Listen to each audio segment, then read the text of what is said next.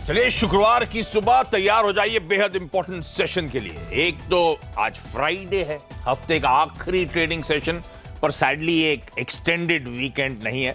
लेकिन दूसरे important reason ये है कि आज 8 मार्च है, तो आज महिला दिवस है। तो आप सभी महिलाओं को आज के दिन की ढेरों शुभकामनाएं। कहा जाता है जहां महिलाएं हैं वहां मैजिक है, यहां थोड़ा नदारत है। लेकिन हाँ, कल ध्यान रखिए, कल वीकली ऑप्शंस एक्सपायरी का दिन था और जैसे वीरू कह भी रहे थे सेकंड हाफ में एक्शन पिकअप होता हुआ नजर आएगा, और हुआ ऐसा। बैंक निफ्टी में तो वो एक्शन सस्टेन हुआ, बैंक निफ्टी 0.5% ऊपर बंद हुआ, लेकिन निफ्टी पे वो एक फ्लैट क्लोजिंग देखने को मिली। और आज फ्राइडे के दिन एसजीएक्स निफ्टी दिखा रहा है कुछ दबाव के साथ हो सकती है शुरुआत। कई सारी वजह हैं उसके पीछे। एक तो अमेरिकन मार्केट्स लगातार चौथे दिन दबाव के साथ, बिकवाली के साथ कामकाज, और कल भी 200 पॉइंट यानी कि 3/4% तब और अब लेकर आए स्क्रीन पर 3/4% का दबाव अमेरिकन मार्केट्स में कल देखने को मिला है। तो प्रेशर लगातार माउंट होता हुआ, पहले यूएस चाइना की जो क्लैरिटी नहीं थी डील की उसको लेकर, अब कह रहे हैं ग्लोबल स्लोडाउन। तो बहाने हैं, लेकिन वहां पे मुनाफा वसूली का दबाव हावी है, इस बात का ध्यान रखें। बाकी के संकेत आपकी स्क्रीन पर। हाँ, रुपए की चाल पर नजर रखें। कल 2 महीने के हाईस पर और एग्जैक्टली 70 के लेवल्स के नीचे रुपया बंद होता हुआ नजर आया है। तो आज रुपए की चाल पर रहेगी बाजार की नजर। लेकिन चलिए आप फोकस कर लेते हैं आज की स्ट्रैटेजी पर। और सबसे पहले तो फिर नीरज वाजपेयी की बात, क्या मूड है? ये इतना दबाव क्यों अमेरिका? ये कि ट्रम्प साहब ने कहा मैं मार्केट वॉच करूंगा, तो उन्होंने दिखा दिया कि मार्केट तो बहुत नर्वस है, आप सुधर जाइए। दरअसल कल ईसीबी की हम लोग चर्चा कर रहे थे और ईसीबी ने बिल्कुल वही किया। उन्होंने ग्रोथ कट किया पूरे यूरोपियन की कंट्रीज की। ये क्या वो ब्रेक्सिट, हार्ड लैंडिंग, वो सब इश्यूज सामने आ रहे हैं क्या? उसके अलावा भी जो मंदी की हम लोग बात कर रहे थे, अब एक तरीके से उसको कंफर्मेशन के तौर पे आप देखिए आप फेड ने रेट कट किया और पॉज किया, और उन्होंने बताया कि इंडिकेशन दे दिए। इंडिया ने कट किया, 2 बड़ी इकोनॉमीज, और अब यूरोप। तो एक तरीके से कंफर्मेशन है कि दिक्कत है, इकोनॉमी में डिमांड कम है और थोड़ा सा दबाव रहेगा। अब बैंक ऑफ जापान की अगले हफ्ते मीटिंग है, वहाँ से भी आनी, जो मतलब सेकंड लार्जेस्ट इकोनॉमी आप देखेंगे। तो एक तरीके से ये ग्रोथ का कंसर्न सामने खड़ा हुआ, जिससे लग रहा है कि हाँ दिक्कत है, मंदी की बातें होने लगी हैं और सब दे रहे हैं पैसे। तो आज भले आपको नीचे दिख रहा है, लेकिन अब पैसा फिर से आएगा। लिक्विडिटी ड्रिवन रैली आपको फिर से अब देखने को मिलेगी। तो आज भले आपको दिख रहा हो, लेकिन इससे कोई घबराने की बात नहीं है। ये बात जो ट्रम्प साहब पूछते हैं ना, मार्केट कैसा चल रहा है, तो वो इसका सबूत है कि उनको भी समझ में आ गया है कि इसको आगे बढ़ाना पड़ेगा, और यूरोपियन बैंक की तरफ से भी तो पैसे दिए जा रहे हैं। हाउस द जोश तो सर लगी हुई है, सर लगी हुई है, अब पैसे चाहिए। इंटरेस्टिंग एक फैक्ट ये है कि ब्लैक रॉक की एक जो उनके जो ग्लोबल इक्विटी हेड है, उन्होंने एक बहुत अच्छी बात कही कि इमर्जिंग मार्केट्स अगले डेकेड में बेस्ट परफॉर्मर होंगे। क्यों वो बात कह रहे हैं कि जो डेवलप्ड इकोनॉमीज़ हैं वहाँ तो बहुत कुछ हो चुका है, लेकिन जो संभावनाएं बन रही हैं वो इमर्जिंग मार्केट्स में बन रही हैं, जिसमें चाइना में उनका मानना है कि सेकेंड हाफ 19 से तेज ग्रोथ देखने को मिलेगी। रिवाइवल है, क्योंकि चीन बहुत कोशिश कर रहा है उसको जाने की, इंक्लूडिंग इंडिया भी। तो रिस्कियर एसेट, यानी जो रिस्की मार्केट है थोड़े डेवलप के कंपैरिजन में, तो वहाँ पे लोगों का निशाना बन रहा है, वहाँ पे लोग खरीदारी कर रहे हैं। तो इमर्जिंग मार्केट हम लोगों के लिए अच्छी खबर है कि बड़े निवेशक ये सोच रहे हैं, उनका ऐसा लगता है, और अब पैसा तो आप आएगा ही चारों तरफ से। तो लिक्विडिटी ड्रिवन रैली के लिए आप तैयार रहिए। आप तो लिक्विडिटी, पैसा क्या चेज करेगा? जहां ग्रोथ। और हमारे आंकड़े कहने के लिए आपने 8 नहीं है, 7.5 है, 7 है, लेकिन ग्रोथ यही है, ये भी ध्यान रखें। एक बहुत बड़ा फैक्ट इसमें देखिए, जब भी लोग बात करते हैं कि इंडिया इकोनॉमी गिर गई, डिमोनेटाइजेशन, मुझे ये बताइए कि उसके बाद आपकी इकोनॉमी एक्सपैंड हुई है। डिमोनेटाइजेशन के बाद जो फॉर्मल इकोनॉमी है उसका साइज बहुत बड़ा हो गया, और उस साइज में अगर 7% आप ग्रो कर रहे हैं, तो आप उसको पहले की इकोनॉमी में 10% मानिए। देखा, इसे कहते हैं इन डेप्थ आवाज अड्डा कवरेज। इतनी बड़ी इकोनॉमी आपने एक्सपेंड कर ली, वाइड कर लिया पूरी। तो जब एक्सपेंडेड इकोनॉमी में 7% आप ग्रो करो तो बहुत बड़ी बात है। बिल्कुल, जैसे हम इंडिया और यूएस की ग्रोथ कंपेयर करते हो तो 2% बढ़ रहे हैं, साइज तो देखो ना उसका। ठीक बात। तो लिक्विडिटी चेज करने आ रही है मार्केट्स को, इस बात का ध्यान रखें। ग्लोबली इंडिकेशंस हैं, तो ये आज स्पेसिफिक नहीं, लेकिन इवेंचुअली अनफोल्ड होता हुआ आपको नजर आएगा। अच्छा, कल नीरज हाईलाइट करते हैं एफआई 10 दिन से खरीद रहे हैं, एफआई का 11वां दिन हो गया कल, लगातार 1140 करोड़ रुपए की बाइंग। और जैसे हेमंत मेंशन कर रहे थे, डीआईएस की सेलिंग के आंकड़े में घबराए ना, वो तो एडवांस टैक्स पेमेंट्स के लिए पैसा विड्रॉ करा जाता है, और साथ साथ ध्यान रखें फंड मैनेजर की फीस, एएमसी फीस, ये मार्च के महीने में डिडक्ट होती हैं, तो उसका एडजस्टमेंट होता है। तो इसलिए डीआईएस से ज्यादा एफआई के आंकड़े और लिक्विडिटी के आंकड़ों पर नजर रखें।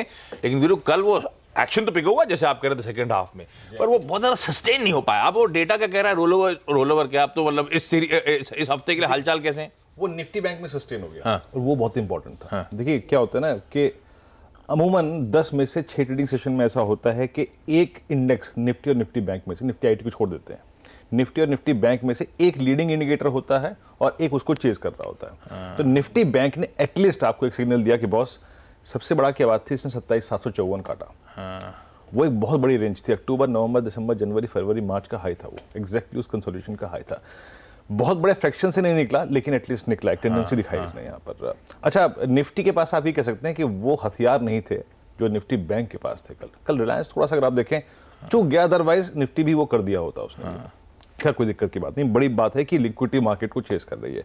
एफआईआई ने 1137 करोड़ रुपए की बाइंग करी और सबसे बड़ी बात है कि इंडेक्स फ्यूचर्स पे वो 3300 कॉन्ट्रैक्ट से लॉन्ग गए और अच्छी बात है कि कॉल लॉन्ग 18,000 और पुट शॉर्ट जो है उनकी तरफ से करीब करीब 15,948।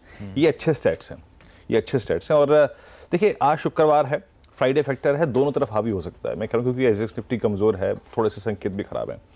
एक फॉल्स ब्रेकडाउन की टेंडेंसी से बचिएगा।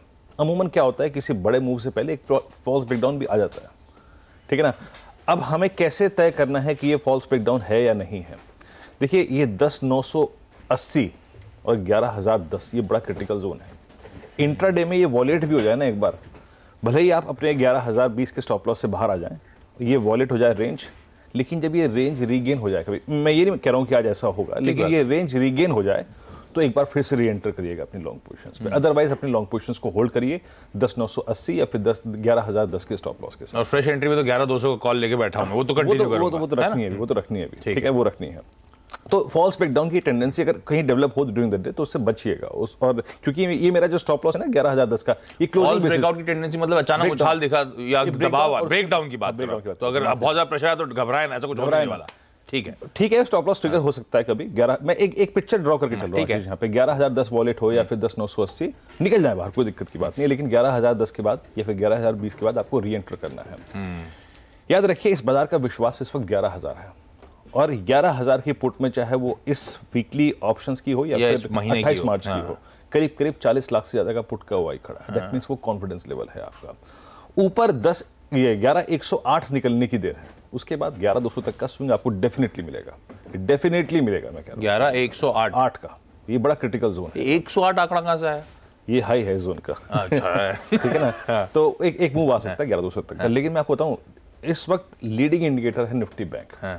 याद रखिए अगर ये फिर इंट्राडे में 754 रीगेन करके ऊपर चलने लगा ना, तो ये कम से कम आपको 28,056 और 28,256 दिखाएगा, कम से कम नहीं तो। क्योंकि एक तो देखिए क्या है ना, पीएसयू बैंक्स ने काफी जान भर दी है। मैं ये नहीं कह रहा हूं कि इसका निफ्टी बैंक में कैलकुलेशन में इसका इंपॉर्टेंस होती है, ओवरऑल सेंटीमेंट अगर आप देखें काफी अच्छा कर दिया। पीएनबी को देखा आपने, ये एग्जैक्टली उसी तरीके से चल रहा है जैसे रोलओवर के सेट्स थे। पीएसयू बैंक्स में सबसे स्ट्रॉन्ग रोलओवर था और वो चल रहे हैं। कल सरकारी बैंक सारे भागे, गजब भागे, गजब भागे।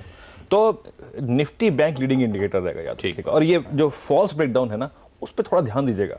किसी भी बड़े बड़े मूव से पहले याद रखिए ऐसा होता है अमूमन। और याद रखिए 11,000 की पुट और 11,500 की कॉल सबसे ज्यादा ओआई लेके खड़ी है, तो ये रेंज है, इस रेंज पे फोकस करना। ठीक बात। तो 11,000 के आसपास आए तो नीचे की तरफ गिरावट में असल में खरीदारी करने के मौके 11,108 जो प्रीवियस हाई से उसे ब्रीच करा, तो शायद 11,200 की तैयारी हो रही है। लेकिन मोटा मोटी इस बातचीत से समझ में आ रहा है किसी भी गिरावट में अभी भी आपको मन तो खरीदारी करने का बनाना है, ज्यादा घबराने की जरूरत नहीं है।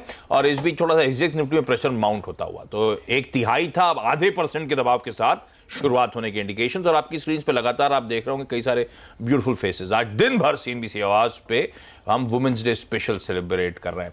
और मैंने कहा था यहाँ पे मजाक में कि यहाँ पे मैजिक नहीं है, लेकिन इस कैमरे के पीछे इस चैनल को ड्राइव करने वाली मेजरली तो सारी की सारी फीमेल्स हैं। ये सारी वुमेन ऑफ टुमारो आज आपको मिलने वाली हैं। रूबरू करे होंगी आवाज पर टीज कर दूं, बिल्कुल बता दूं। हाँ, मुनाफे की तैयारी जरूर देखिएगा, मिस मत करिएगा। आपको बताएंगे हम सब लोगों के पीछे जो ड्राइवर हैं वो कौन है। तो आज उन सबसे मुलाकात कराएंगे सीएनबीसी आवाज के दर्शकों की। तो जुड़ना मत भूलिएगा 7:50 पे। जी हाँ, जुड़ना तो खैर दिन भर आप हमारे साथ ही हैं। अच्छा, स्टॉक स्पेसिफिक एक्शन विप्रो, आशीष के ऊपर रखिएगा नजर। पता नहीं कुछ लोगों को शायद आइडिया लग गया था, कल आपने शेयर देखा, डायरेक्टर साहब दिखाई दे रहा चार्ट। ये मैं चर्चा ही कर रहा था कि मतलब कैसे पता चल जाता है कि इतनी बड़ी खबर आने वाली, 3% स्टॉक नीचे। हाँ, तो 3% शेयर नीचे है। किसी को तो आइडिया था अब कि आजिम प्रेमजी साहब करीब 0.29% हिस्सेदारी बेचने जा रहे हैं और 255-260 रुपीज़ के आसपास का एक देखिए, ये देखिए दिन के निचले स्तर पर जाकर समाप्त। अच्छा, सुबह खुला ना तो पहला स्टॉक मैंने रडार पर यही है, मैंने कहा अरे ये क्यों गिरने लगा, और देखिए डेज लो पर जाकर ये समाप्त हुआ। तो आज ये ब्लॉक होगा, नजर रहेगी, और जनरली इस हैंगओवर के बाद फिर शेयर में रिकवरी आती है। लेट्स सी, आज इस स्टॉक पर नजर रहेगी। जेट एयरवेज पर रखिएगा नजर। 49 एयरक्राफ्ट ग्राउंड किए इन्होंने, 119 में से अब सिर्फ 70 एयरक्राफ्ट ही इनके उड़ रहे हैं। सरकार की तरफ से बयान आ रहे हैं कि वो क्लोजली वॉच कर रहे हैं इन सारे डेवलपमेंट्स को। जेट मुश्किल में है और हम आपको काफ़ी समय से कह रहे थे, याद करिए कि डील होने में वक्त लगेगा, वही हो रहा है। तो अभी ये शेयर थोड़ा थकता हुआ, गिर भी नहीं रहा है लेकिन देखिए बढ़ भी नहीं रहा है और डील भी नहीं हो रही है, तो लैकलस्टर सा माहौल यहाँ पर बना हुआ है। ई-क्लर्क्स के ऊपर रखिएगा नज़र, 14 मार्च को बायबैक के ऊपर विचार करेगा इनका बोर्ड। इन्फोसिस पर रखिएगा नज़र, यूके की जो रोल्स रॉय कंपनी, आशीष आपकी फेवरेट कंपनी उससे इनको कॉन्ट्रैक्ट मिल गया। अच्छा, आशीष वैसे भी इन्फोसिस भी ट्रैक करते हैं, रोल्स रॉय उनका फेवरेट कंपनी, मेरे को तो स्पेलिंग भी नहीं आती। अच्छा,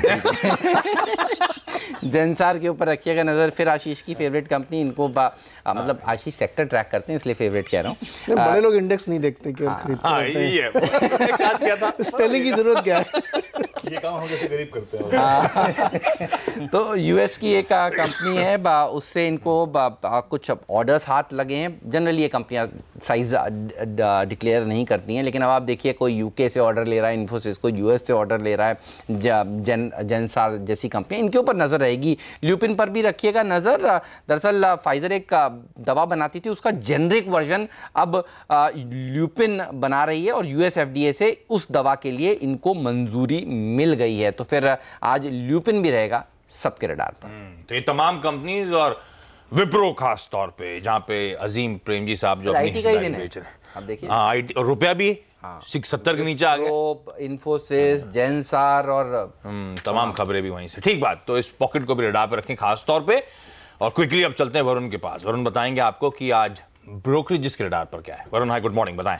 गुड मॉर्निंग आशीष। देखिए 3 आईटी कंपनीज ब्रोकरेज हाउस के रडार पे है। सबसे पहले तो टीसीएस गोल्डमैन सैक्स ने अपना प्राइस टारगेट जो है बढ़ा दिया है, खरीदारी की सलाह दी है। 1856 से प्राइस टारगेट बढ़ा के 2359 का कर दिया है। इन्होंने अपना जो डॉलर ग्रोथ फोरकास्ट है FY18 से 21 का, उसको 8.9 से बढ़ा के 10.3 किया है। और इनका कहना है कि टीसीएस से बेहतर ग्रोथ जो है वो इन्फोसिस से बेहतर ग्रोथ जो है वो शायद आपको टीसीएस में देखने मिले, और इसके लिए प्राइस टारगेट बढ़ाया गया है। माइंट्री पे यूबीएस न्यूट्रल का कॉल दे रहा है, टारगेट 1015 रुपये का है। खासकर इस कंपनी की जो डिजिटल ग्रोथ है उसको लेके काफ़ी पॉजिटिव है और इसके लिए प्राइस टारगेट दिया गया है। वहीं गोल्डमैन सैक्स एचसीएल टेक पे सेल का कॉल दे रहा है, प्राइस टारगेट काटा गया है, 958 से काट के 907 रुपये का कर दिया है। मार्जिन को लेकर थोड़ी चिंता है और इसके लिए प्राइस टारगेट काटा गया है।